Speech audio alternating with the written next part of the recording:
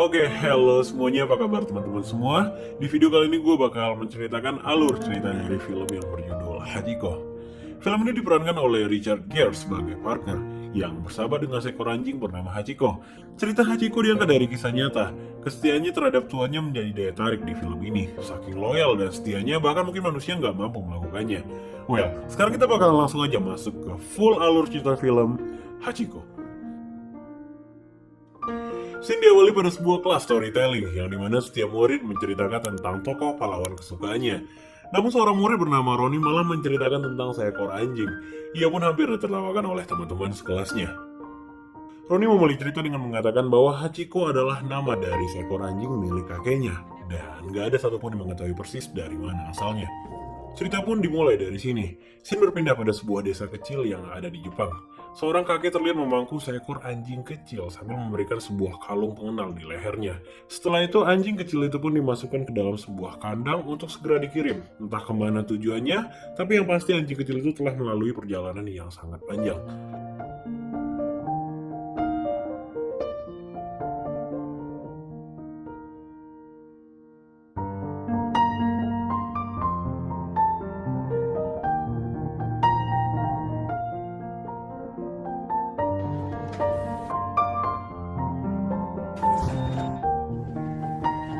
Sampailah pada sebuah stasiun. Seorang ekspedisi yang membawa Hachi secara nggak sengaja ia menjatuhkan kandangnya. Alhasil Hachi pun berhasil keluar. Namun layaknya anjing tersesat, Hachi terlihat sangat kebingungan dan berusaha mengikuti orang-orang yang ada di sekitarnya. Beberapa saat setelah itu Hachi tiba-tiba berhenti dan menatap kepada seorang pria parubaya yang ada di hadapannya. Iya, dia adalah Parker atau seorang yang biasa dipanggil sebagai Profesor. Parker berusaha menolong anjing kecil itu dengan cara menitipkannya kepada petugas stasiun.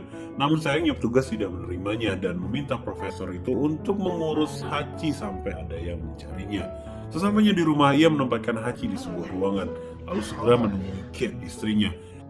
Namun Hachi tetaplah seekor anjing kecil yang polos dan penasaran dengan lingkungan sekitarnya. Hachi pun mengelilingi setiap ruangan dan berhasil mengagetkan Kate, istri dari profesor. Hal ini membuat Hachi harus dipindahkan ke sebuah gudang yang berada di luar rumah pada malam itu. Kejadian ini pun membuat Profesor harus berdebat dengan istrinya karena mereka telah memiliki sebuah perjanjian untuk tidak memelihara peliharaan lagi.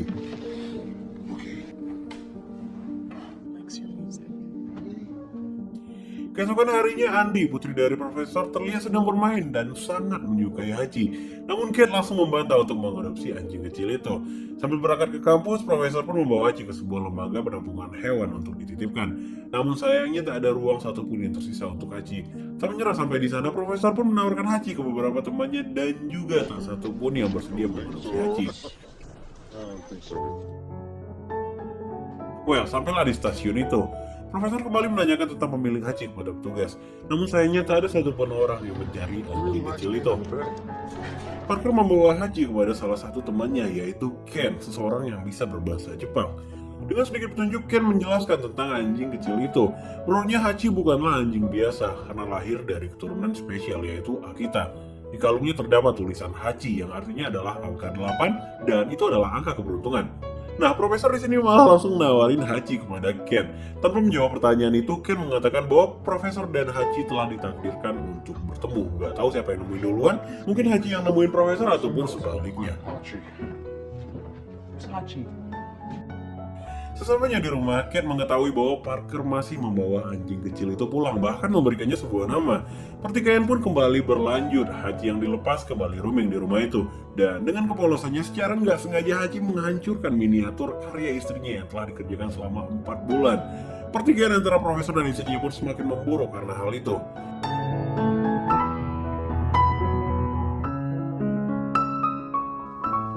Scene berpindah pada malam harinya. Hachi yang ditempatkan di gudang mendengar perdebatan antara profesor dan istrinya, Kate. Terlihat dari raut wajahnya yang murung, seolah ingin mengatakan penyesalan atas apa yang telah ia perbuat. Badai pada malam itu membuat profesor harus menjemput Hachi dan memindahkannya ke dalam ruang kerjanya.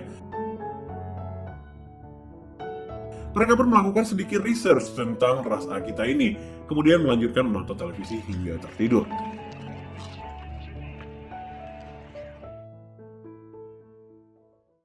Keesokan harinya tampak profesor yang sedang melatih Hachi untuk trik menangkap bola. Dan gak hanya melatih, Parker juga mempraktikannya kepada Hachi. Momen ini pun disaksikan oleh Kate dan Andy, putri dari profesor. Menurut Andy, ibunya terlalu berlebihan menanggapi tentang Hachi kepada ayahnya. Tak lama setelah itu, Kate menerima sebuah panggilan telepon dari seseorang yang ingin mengadopsi Hachi. Namun semua berubah saat dia melihat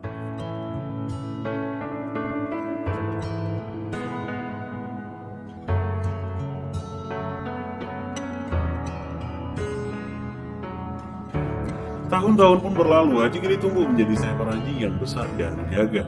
Kehadiran Hachi di stasiun pada hari itu cukup mengagetkan orang-orang di sekitarnya. Hachi berjalan sendiri tanpa profesor di dekatnya. Nah, karena Hachi nggak berbicara, jadi nggak ada yang tahu apa yang dia cari.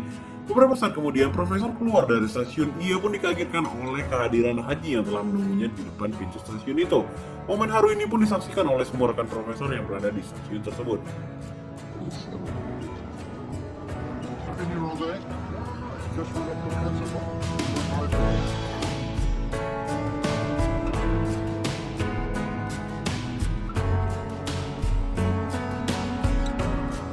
Sesampainya di rumah, Michael, kekasihnya Andy, tampak mengajak Hachi untuk bermain trik lempar bola. Namun Hachi berulang-ulang kali tak menghiraukannya.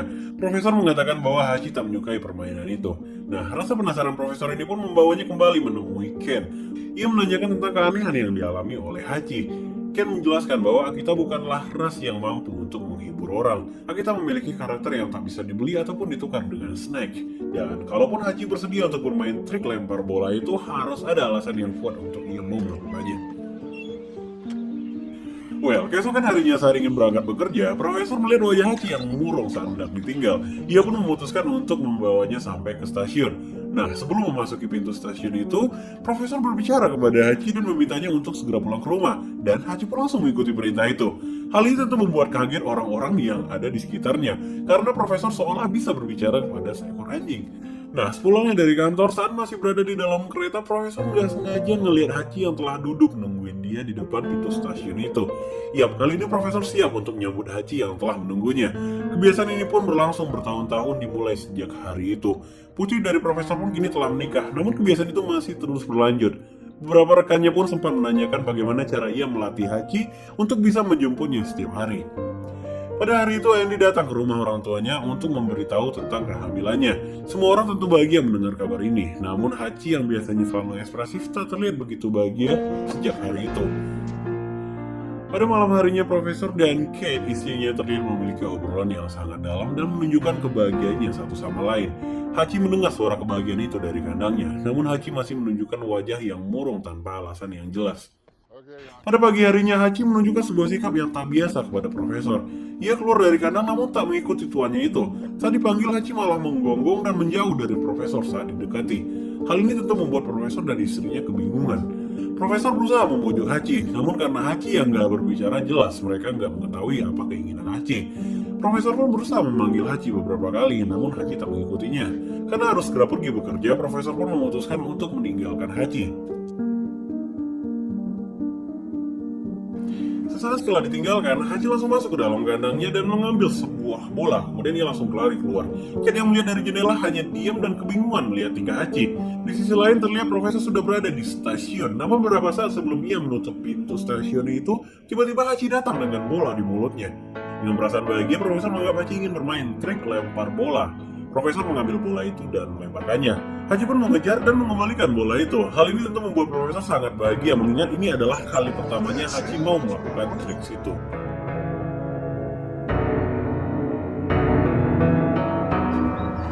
Kereta pun akan segera berangkat dan Profesor meminta Hachi untuk segera pulang sebelum berjalan menuju pintu itu. Namun Hachi malah menggonggong seakan dia menahan Profesor untuk pergi. Melihat wajah melas anjingnya itu, Profesor pun langsung memeluk Hachi untuk kedua kalinya pada pagi itu. Kemudian memintanya untuk segera pulang, namun Hachi malah menggonggong lagi. Ini artinya udah 3 kali nih Hachi menggonggong. Namun Profesor nggak menghiraukannya untuk kali ini. Ia segera memasuki stasiun itu karena kereta akan segera berangkat. Scene pun berpindah pada sebuah kelas. Terdengar Profesor sudah membicarakan tentang perbedaan CD rekaman dan live perform. Menurutnya ada elemen musik yang tidak dapat direkam ketika live. Namun Profesor tiba-tiba terdiam dan berusaha berjalan untuk duduk di sebelah mahasiswanya. Profesor terlihat susah bernafas namun masih mencoba tersenyum pada seluruh mahasiswa yang ada di kelas. Kelas pun hening beberapa saat hingga profesor berusaha untuk berdiri. Di sisi lain, Hachi masih menunggu kedatangan tuannya di depan pintu stasiun itu. Semua orang berlalu lalang menyapa Hachi, namun tuannya tak kunjung datang. Hingga malam pun tiba, Hachi dijemput oleh Michael untuk pulang. Hachi mendengar suara tangisan dari dalam rumah. Meskipun dia tak berbicara, namun ekspresi wajahnya menunjukkan seolah ia mengetahui apa yang telah terjadi. Keesokan paginya, upacara pemakaman pun dimulai. Doa dibacakan oleh teman baik dari profesor, yaitu Ken, dan dihadiri oleh seluruh keluarga besar profesor. Di sisi lain, terlihat Hachi kembali mendatangi stasiun itu dan duduk persis di depan pintu stasiun. Scene diperlihatkan secara cepat. Ia menatap semua orang yang berlalu lalang dari hari ke harinya. Dan musim demi musim pun kini berganti. Namun Hachi masih menunggu tuannya itu di bawah salju yang turun. Petugas yang melihat Hachi menghampirinya dan mengatakan bahwa Hachi tak perlu lagi menunggu, karena tuannya tak akan kembali. Keesokan harinya, terlihat semua barang telah dikemas. Hachi yang kebingungan dibawa oleh Andy untuk tinggal bersamanya. Namun sesaat sebelum meninggalkan rumah, Hachi menatap Kate layaknya seseorang yang ingin bertanya tentang apa yang telah terjadi. Kini Hachi tinggal di rumah Andy bersama anak dan suaminya. Ia ditempatkan di sebuah kandang baru dan masih dengan wajah murungnya. Siang itu tampak Hachi dan Ronnie, anak dari Andy dan Michael, sedang berada di dalam rumah. Tiba-tiba Michael datang dan membuka pintu. Gak tahu alasannya apa, tiba-tiba Hachi langsung keluar dan berlari. Michael pun memanggil sambil mengejarnya, namun Hachi berlari lebih cepat sehingga ia kehilangan Hachi. Sampailah di rel kereta api, Hachi terlihat kebingungan tanpa tujuan. Ia pun mendekati sebuah gerbong kereta yang telah usang dan memilih beristirahat di bawahnya. Keesokan harinya, Hachi yang tidur dikagetkan oleh kereta yang lewat persis di sampingnya. Hachi pun bangun dan melanjutkan perjalanan. Scene berpindah ke daerah sekitar stasiun. Hachi terlihat berjalan menuju ke rumah profesor. Namun saat ia masuk, Hachi dikagetkan oleh orang asing yang menyapanya. Menyadari bahwa rumah itu sudah bukan miliknya, Hachi langsung berlari keluar dan menuju ke arah stasiun. Ia pun kembali duduk di depan pintu stasiun itu. Jess, pemilik hotdog, melihat Hachi sangat kelaparan dan segera memberinya makan. Tak lama setelah itu, Andy dan suaminya pun datang untuk menjemput Hachi. Sempat ingin ditahan oleh Jess, namun petugas stasiun membiarkannya karena ia mengetahui bahwa orang yang menjemputnya adalah anak dari profesor itu sendiri.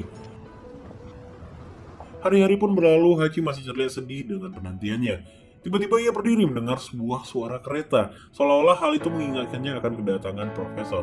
Andy pun menghampiri Hachi dengan perlahan untuk membiarkannya pergi, karena menurut Andy itu adalah hal yang diinginkan oleh Hachi. Dan ketika membukakan gerbang, Hachi tiba-tiba menjilat tangan Andy sambil melihatnya, seolah ia ingin berpamitan dan mengatakan bahwa Andy adalah orang baik. Hachi pun berjalan dengan pelan untuk keluar dari pagar itu. Untuk terakhir kalinya ia menoleh seolah mengucapkan selamat tinggal kepada Andy.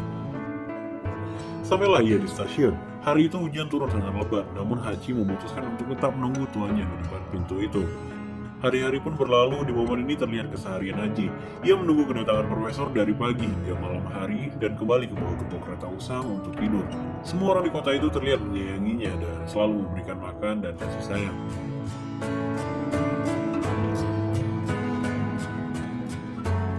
Pada hari itu, Hachi melihat seekor anjing yang menghampirinya. Namun ternyata anjing itu berjalan bersama tuannya. Wajah Hachi pun seketika langsung berubah. Terlihat dari matanya bahwa ia sangat merindukan kehadiran tuannya. Cerita tentang Hachi pun tersebar luas di masyarakat. Hachi diliput oleh wartawan dan telah dipublik oleh media. Orang-orang terkesan mendengar cerita Hachi. Mereka pun mengumpulkan donasi untuk kepentingan makan dan perawatan anjing malang itu.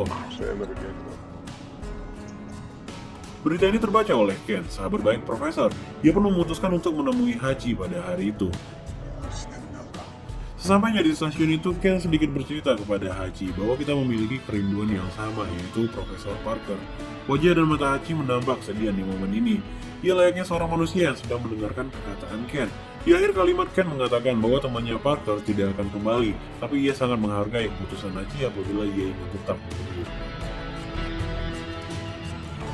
Well, musim berganti, tahun-tahun pun berlalu. 10 tahun lamanya sejak kematian Profesor Parker. Hachi mungkin terlihat tak segagah seperti sebelumnya, dengan badan yang lemah dan tak ekspresif lagi. Stasiun adalah rumah Hachi saat ini. Ia menghabiskan seluruh waktunya di depan pintu itu, bersama orang-orang yang lalu lalang dan semua rekan-rekan profesor. Hari itu Ken berkunjung ke pemakaman suaminya. Di waktu yang sama Ken juga datang untuk melihat makam sahabatnya itu. Mereka berjalan berdua menuju stasiun. Namun gak sengaja Ken kaget melihat anjing tua yang duduk di depan pintu stasiun itu. Ia terdiam beberapa saat dan segera menghampiri Hachi. Ken sangat sedih melihat Hachi yang masih menunggu kedatangan Parker selama ini. Bahkan di usia tuanya, ia masih berharap tuanya kembali untuk menemuinya. Air mata pun jatuh saat Ken memeluk Hachi.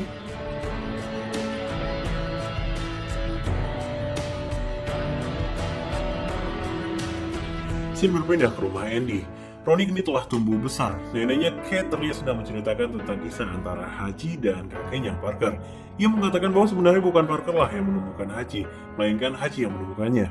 Di sisi lain, Hachi yang sedang berada di bawah gerbong tempat ia beristirahat kembali dikagetkan oleh suara kereta yang lewat. Dan suara ini pun seolah mengingatkannya akan kedatangan tuannya.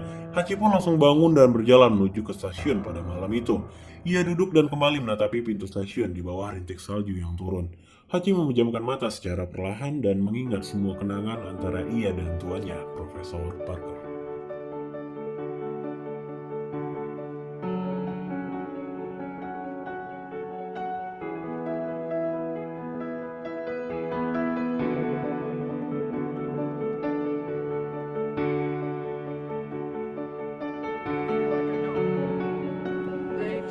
Dan Hachiko adalah pahlawan untuk Ronnie. Cerita pun selesai. Seluruh murid yang awalnya menertawakan Ronnie kini berjatuhan air mata dan memberikan tepuk tangan.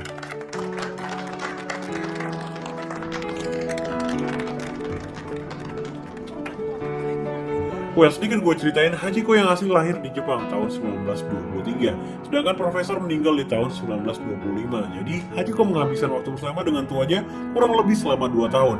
Sejak hari kematian tuanya, Hachi selalu kembali ke stasiun selama 9 tahun untuk menunggu. Hachiko mati pada tahun 1934 di umurnya ke-12. Kini patung berbentuk Hachiko diabadikan di depan pintu stasiun Shibuya, Jepang. Well, jadi itu adalah full alur cerita film Hachiko. Gimana menurut teman-teman tentang film ini? Kalian bisa komen di bawah, kalian bisa request atau mau kritik atau saran apapun ya. Yang paling penting jangan lupa di-share ke teman-teman kita semua, di-like, di-subscribe juga buat teman-teman yang belum. Dan kita bakal ketemu lagi di video selanjutnya. Bye-bye.